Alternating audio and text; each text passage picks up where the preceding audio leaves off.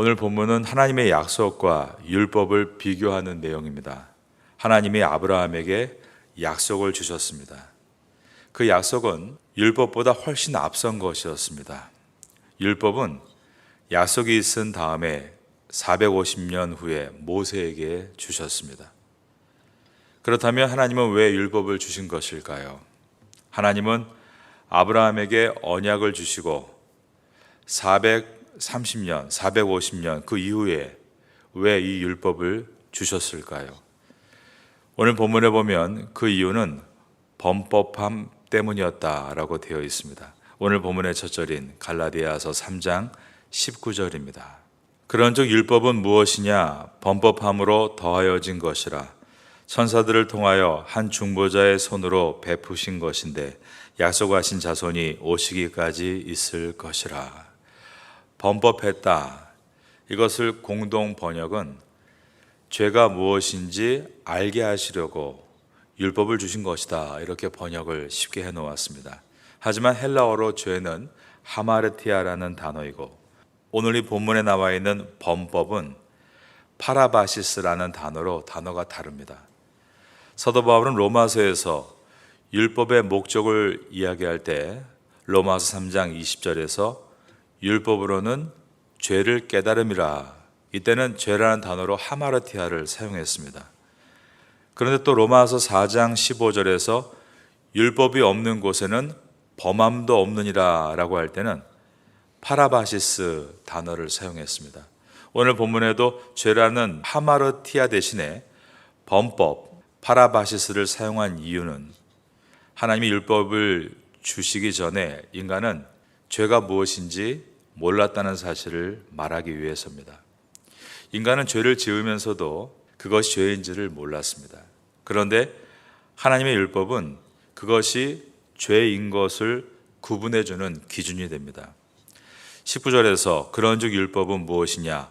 범법함으로 더하여진 것이라. 율법을 통해서 그것이 죄인 것을 깨닫게 된다는 것입니다. 율법은 한 중보자의 손으로 베푸신 것이다 라는 의미는 모세를 통해 온 것이라는 뜻입니다.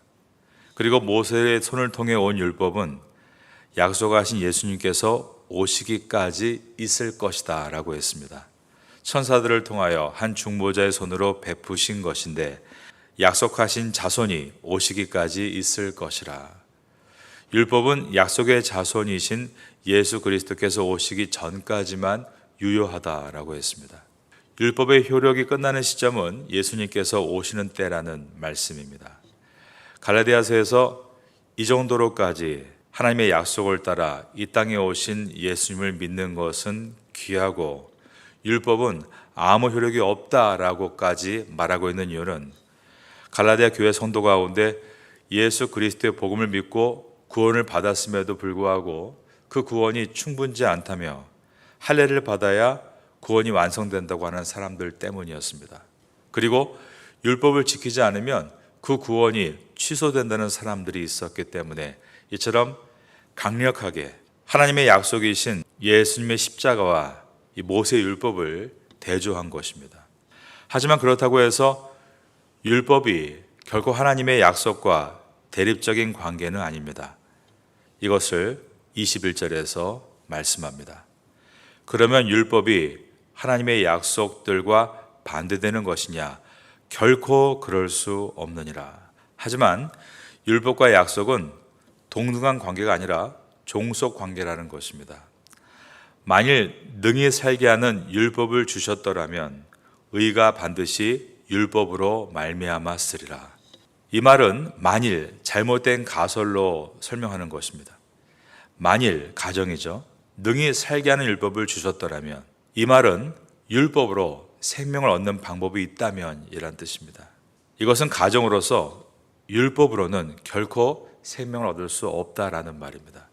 그러므로 의는 결코 율법에서 나올 수 없다라고 말씀하고 있는 것입니다. 인간의 노력으로, 힘으로 세상의 고등 종교들이 말하듯이 수행과 고행으로 인간은 결코 의로워질 수 없다는 성경의 명쾌한 가르침입니다. 이어지는 22절을 보겠습니다.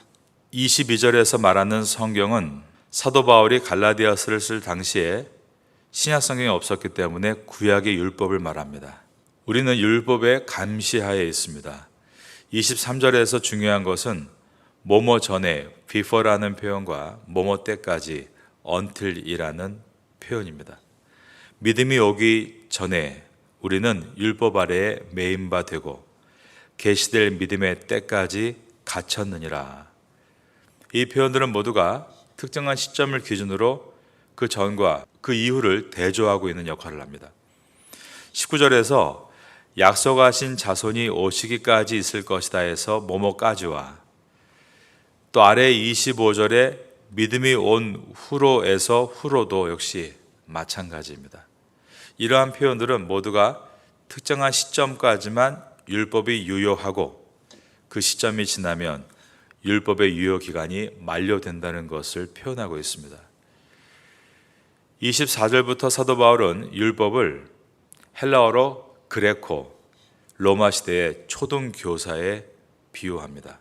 이같이 율법이 우리를 그리스도께로 인도하는 초등 교사가 되어 우리로 하여금 믿음으로 말미암아 의롭다함을 얻게 하려 함이라. 25절입니다. 믿음이 온 후로는 우리가 초등교사 아래에 있지 아니하도다. 초등교사를 옛 성경은 몽학선생이라고 번역을 했었습니다. 당시에 자녀를 가르치는 책임은 아버지에게 있었습니다. 그러나 상류층의 아버지들은 공사다망한 관계로 아들에게 가정교육을 시킬 수 있는 노예를 따로 구해서 초등교사로 임명을 했습니다. 초등교사는 비록 노예였지만 가장을 대신해서 남자아이를 훈육할 권한을 이임받았으므로 아이는 그의 정당한 요구에 순종해야 했습니다. 그렇지 않을 경우 체벌을 받을 수도 있었습니다. 하지만 아이가 성인이 되면 그들의 관계는 뒤바뀌어 버리는 것입니다. 아버지가 유언장을 작성해서 그 아들을 상속자로 지명하면 아이는 정식으로 아버지의 종에 있었던 그 초등교사의 주인이 되는 것입니다.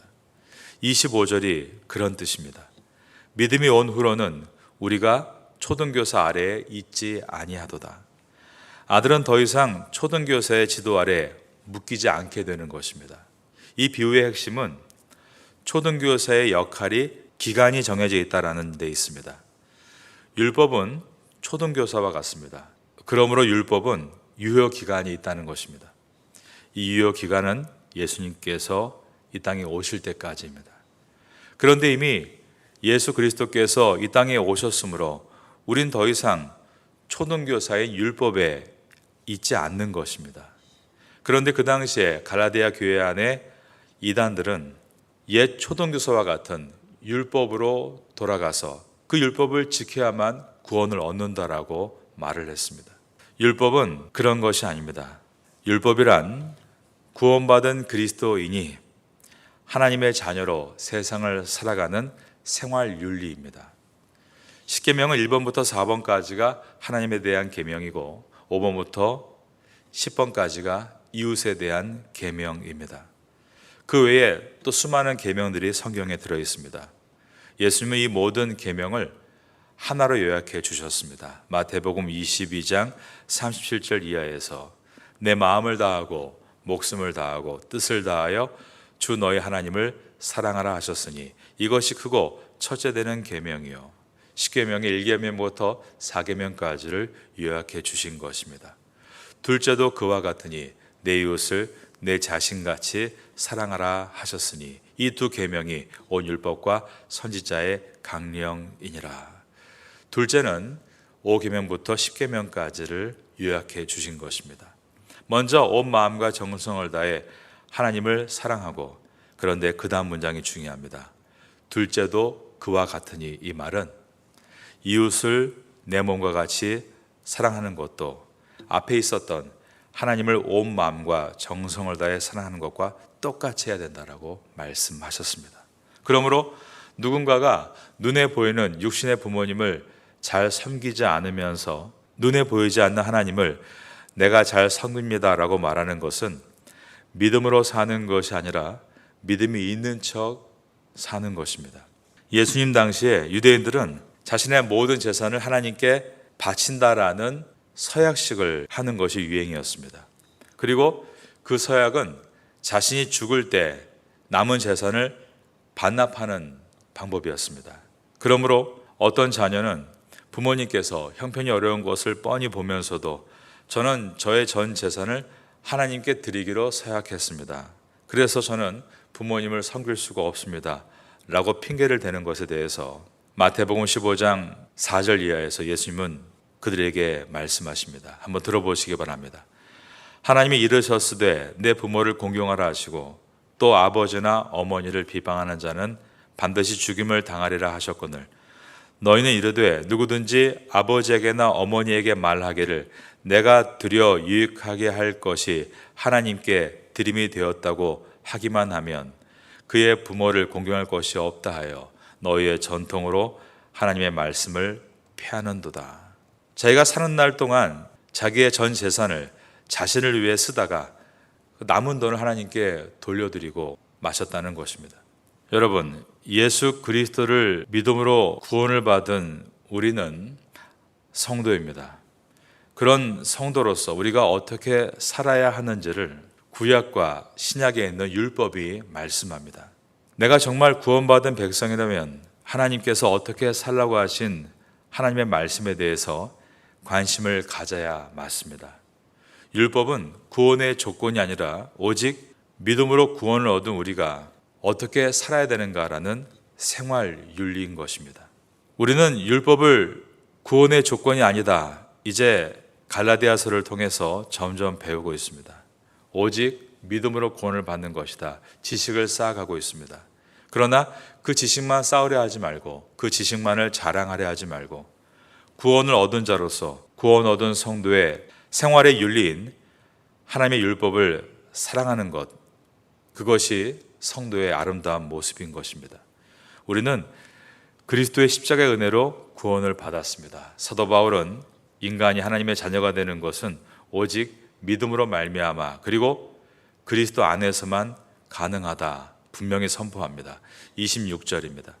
너희가 다 믿음으로 말미암아 그리스도 예수 안에서 하나님의 아들이 되었으니 우리가 율법으로 말미암아는 하나님의 아들이 될 수가 없고 오직 예수 그리스도를 믿음으로 말미암아 하나님의 아들이 됩니다. 우리가 하나님의 자녀가 된 것은 그리스도와 합하여 세례를 받고 그리스도로 옷 입었기 때문입니다. 27절입니다. 누구든지 그리스도와 합하기 위하여 세례를 받은 자는 그리스도로 옷 입었느니라. 그리스도와 합하여 세례를 받는 것은 과거에 내가 죽고 묻히고 새로운 존재로 다시 태어나는 것입니다. 누구든지 그리스도와 합하기 위하여 세례를 받는 자는 그리스도로 옷 입었느니라. 세례의식은 이처럼 세 가지 의미를 내포합니다. 죽고 묻히고 새로운 존재로 태어나는 것입니다. 28절입니다. 너희는 유대인이나 헬라인이나 종이나 자유인이나 남자나 여자나 다 그리스도 예수 안에서 하나이니라. 로마 시대는 인종과 계층과 성별에 따라 사람을 매우 달리 대우하던 시대였습니다. 인종과 계층과 성별은 그 당시에 사회에서 사람들을 구분하는 역할을 했지만 또한 오늘날도 이러한 흔적이 계속 남아 있습니다. 하지만 사도 바울은 복음 안에서 이런 모든 종류의 구분이 완전히 사라졌다라고 선언합니다. 너희는 유대인이나 헬라인이나 종이나 자유인이나 남자나 여자나 다 그리스도 예수 안에서 하나니라. 그러면 예수님을 믿으면 인종과 신분과 남녀의 구분이 없어진다는 말입니까? 바울의 말은 이런 뜻입니다. 예수님을 믿음으로 성도들은 새로운 피조물이 됩니다. 그리고 성도가 장차 하나님의 나라에 들어가면 인종과 신분과 성의 차별은 완전히 사라져 없어질 것입니다. 그런데 이것은 우리가 미래에만 경험할 것이 아니라 현재의 하나님의 나라의 시민으로서 이 방법을 만들어 나가야 한다는 것입니다. 그래서 교회 밖에서는 주인과 노예이지만 교회 안에서는 혹은 그리스도 안에서는 주인과 노예가 한 형제인 것입니다. 세속 사회에서 남편과 아내는 주종 관계를 이룰 수도 있지만 교회에서 혹은 그리스도 안에서 남편과 아내는 동등한 인격을 가진 존재로 서로를 대해야 하는 것입니다. 믿는 사람들 사이에서 인종차별이 존재하는 것은 현재의 성도로서 살 때 옳지 않은 모습입니다. 율법의 유효 기간이 끝나고 그리스도께서 오심으로 이런 변화가 오늘날 우리 시대에 시작이 된 것입니다. 마지막 절은 29절입니다. 너희가 그리스도의 것이면 곧 아브라함의 자손이요 약속대로 유업을 이을 자니라. 이제 유대인으로 태어나는 것은 아브라함의 자손이 되는 것과 아무런 관계가 없습니다. 믿음으로 그리스도에게 속한 자들만이 믿음의 조상인 아브라함의 자손이 되고 하나님 나라의 상속자가 되는 것입니다.